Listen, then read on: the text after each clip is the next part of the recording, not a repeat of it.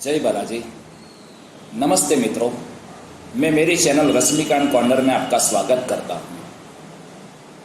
इस वीडियो में हम देखेंगे, हम यदि तिरुमाला में तिरुपति बालाजी के दर्शन करने जाते हैं तो साथ में तिरुमाला में कौन सी जगह देखने जैसी है और वहाँ कैसे हम जा सकते हैं और सभी स्थानों का इतिहास क्या है, इसकी जानकारी हम इस वीडियो में देंगे। सबसे पहले यदि हम बालाजी के दर्शन करने जाते हैं तो साथ में ही पुष्करणी लेक, श्री वराह स्वामी टेम्पल और श्री स्वामी हाथीराम जी आश्रम चलते ही देख सकते हैं। ये चारों जगह एक साथ नजदीक में ही है। ऐसा माना जाता है कि बालाजी के दर्शन करने से पहले श्री वराह स्वामी का दर्शन करना चाहिए, क्योंकि बालाजी उन्हें अपना गुरु मानते थे और उनकी ही अनुमति से बालाजी में रुके थे।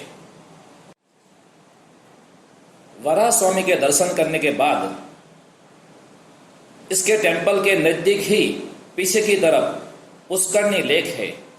हो सके तो इनमें स्नान करने के बाद ही बालाजी के दर्शन करने जाए। स्नान करने के बाद आप सीधा बालाजी के दर्शन के लिए जाकर उनका दर्शन करके आपकी मनोकामना पूर्ण करें। बालाजी के दर्शन करने के बाद आप तिरुमाला टेम्पल कॉम्प्लेक्स के बगल में ही स्वामी हाथीराम जी मठ देखने जा सकते हैं। यहाँ पर बहुत पुरातन समय का सीताराम जी मंदिर है और काले पत्थर से बनी विष्णु भगवान के 12 अवतार की मूर्तियां मन को प्रफुल्लित करती है। इनके अलावा यहाँ शालिग्राम पत्थर में दिखाई देती विविध आकृति भी बहुत मनोहर है। माना जाता है कि इसी जगह पे बालाजी बाल स्वरूप में हाथीराम जी यानी बैरागी जी से पास यानी चौपड़ खेलने आते थे। विष्णु भगवान ने बैरागी जी को यही जगह पर बाल स्वरूप दर्शन दिया था, इसीलिए उनसे प्रभावित होकर बैरागी जी ने उनको बालाजी नाम दिया था। बाद में वेंकटेश्वरा यानी विष्णु भगवान बालाजी के नाम से पहचाने जाने लगे।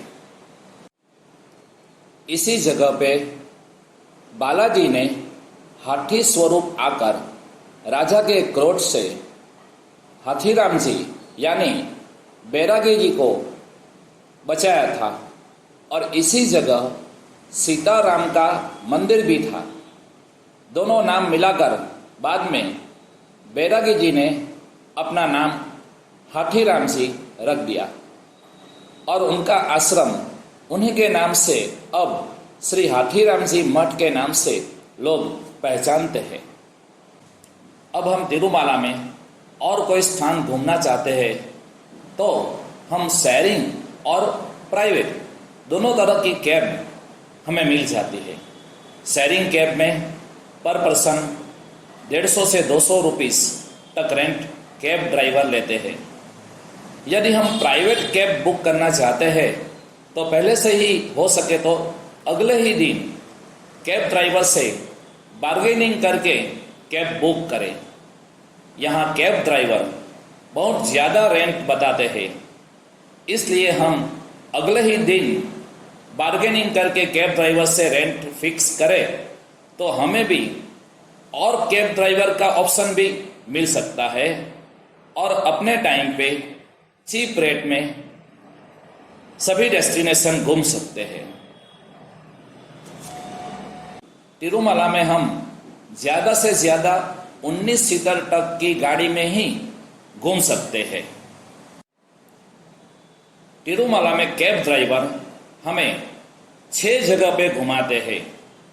इसमें 5 सीटर गाड़ी का रेंट 500 रुपीस से 800 रुपीस तक मांगते हैं और 9 सीटर गाड़ी का रेंट 1000 रुपीस से 1400 रुपीस तक मांगते हैं।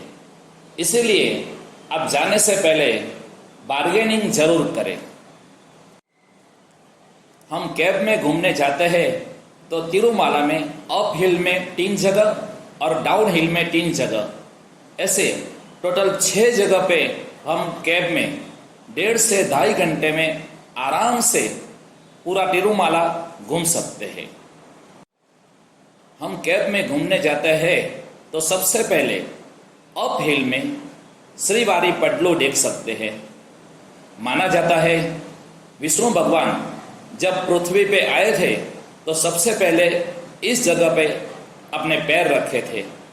यह जगह नारायणगिरी पर्वत के पीक पर है। यहाँ पर भगवान के फुटप्रिंट के निशान है। यह फुटप्रिंट को अब ग्लास फ्रेम से बंद कर दिया गया है। यात्रालु इन्हें देख सकते हैं लेकिन अब इन्हें छू नहीं सकते। इस जगह पहुंचने के लिए हमें 300 स्टेप्स चलना।